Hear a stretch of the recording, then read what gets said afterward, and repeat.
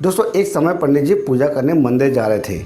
उस समय अंग्रेज़ों का ज़माना था और सावन का महीना भी चल रहा था। तो अंग्रेज़ों ने पंडित जी को पकड़ लिया। हाय गाइस, मैं हूँ शिव और एक छोटा सा प्रसंग हम सबके लिए। अब अंग्रेज़ पंडित जी को एक कमरे में ले गए और उनकी कंपटी में बंदूक तान दी और कहा कि हम तुम्हें खाने के लिए 4 चीज़ देंगे। अगर उसमें तुमने एक भी चीज़ खा ली या ग्रहण कर ली तो हम तुम्हें छोड़ देंगे, अन्यथा हम तुम्हें गोली मार देंगे। अंग्रेजी ने पंडित जी से कहा कि टेबल में मांस रखा हुआ है, इसे तुम खा लो। तो पंडित जी ने कहा कि चाहे तो मुझे गोली मार दो, लेकिन मैं अपने धर्म का त्याग नहीं करूंगा, मैं मांस नहीं खाऊंगा। अंग्रेजी ने सोचा कि यह पंडित अपने धर्म का बड़ा ही पक्का है। अब अंग्रेजी ने एक सुंदर सी महिला बुलाई और पंडित जी को कहा कि जाओ उस महिला को स्पर्श करो।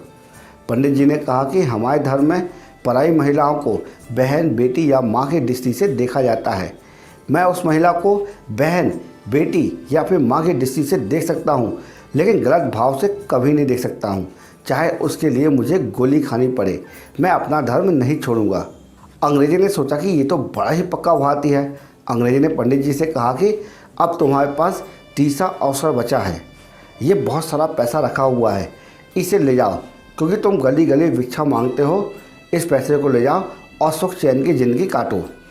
अब पंडित जी ने राम का नाम लिया और कहा कि मैं भीख मांग के खा लूँगा, लेकिन गलत ढंग से पैसा नहीं लूँगा।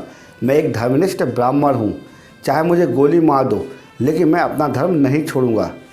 अब अंग्रेज़ों ने पंडित जी की कनपटी में बंदूक तान दी और कहा कि अब तुम्हारे पास चौथा अवसर बचा हुआ है, अब तुम शराब पी लो। तो पंडित जी को लगा कि आखिर शराब ही तो है। पंडित जी को शराब के बारे में ज़्यादा जानकारी नहीं थी, तो पंडित जी ने सोचा कि इसे पिएंगे और ये बाहर निकल जाएगी और इसके चलते जान तो बचेगी। तो अंग्रेज़ों ने कहा कि शराब पियो, नहीं तो गोली खाओ। अब पंडित जी ने शराब पीना शुरू किया। एक पैक पिया, दूसरा पैक पिया और इसके चलते पंडित जी ने एक बोतल पूरी पी गए। अब पंडित जी को शराब का नशा चढ़ने लगा, तो अंग्रेज़ पंडित जी को वहीं पर छोड़ के चले गए। अब पंडित जी पूरी तरह से शराब के नशे में डूब गए। जब पंडित जी को शराब का नशा चढ़ा तो पंडित जी का ओरिजिनल ज्ञान, जिसके बल पे वो कहते थे कि मैं स्त्री को स्पर्श नहीं करूँगा, गलत ढंग से पैसे नहीं लूँगा और मांस नहीं खाऊँगा, अब पंडित जी का ज्ञान और विवेक दब गया और शराब का नशा उनके ऊपर हावी हो गया। अब पंडित जी जिस महिला को बहन, बेटी कह रहे थे, अब शराब के नशे में उसे छेड़ने लगे। अब पंडित जी जिस मांस के संबंध में ज्ञान दे थे, वो मांस भी खाने लगे और जिस पैसे को गलत बताए थे, उस पैसों को भी रख लिया और सोचने लगे कि भीख क्यों मांगना, जब पैसा है तो इसे रख लो। दोस्तों पंडित जी ने शराब के नशे में तीनों चीज़ों का भोग कर लिया। इसलिए कहते हैं कि शराब नहीं पीना चाहिए, ये आपकी निर्मल बुद्धि बिगाड़ देती है। दोस्तों अगर आप एक बार शराब पीते हो तो उसके बाद शराब आपको पीना शुरू कर देती है। दोस्तों जो व्यक्ति शराब पीता है वो किसी न किसी तरह करके अपने घर पहुंच जाता है और उसको ये भी ध्यान रहता है कि किस व्यक्ति ने मेरे जेब से पैसे निकाले हैं, लेकिन उसे ये ध्यान नहीं रहता है कि मैंने किस व्यक्ति को क्या बोला है, क्योंकि शराब का असर आपके ज्ञान पे, आपकी बुद्धि में पड़ता है।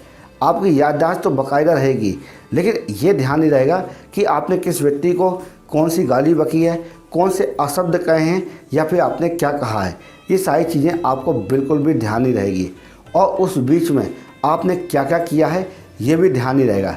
लेकिन आप अपने घर तो पहुंच जाओगे और आपको छोटी मोटी चीज़ें ध्यान रहेगी, क्योंकि वो आपकी ज़रूरतें थी, इसलिए वो आपको ध्यान रहेगी। लेकिन आप किसी से क्या बात कर रहे हैं वो बिल्कुल भी ध्यान नहीं रहेगा। दोस्तों इसीलिए मैं आपसे कहता हूँ कि आप बिल्कुल भी शराब ना पिएं। शराब आपके ज्ञान को, आपकी बुद्धि को और आपके विवेक को नष्ट कर देता है। दोस्तों शराब हमारे विवेक, ज्ञान और हमारी निर्मल बुद्धि को नष्ट करता है। अगर ये कंटेंट आपको यूज़फुल लगा हो और लगा कुछ सीखने को मिला हो तो इसी वक्त अपने विचार हमारे कमेंट बॉक्स में ज़रूर लिखना।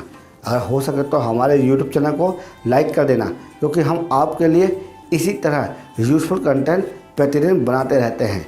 जय श्री राम।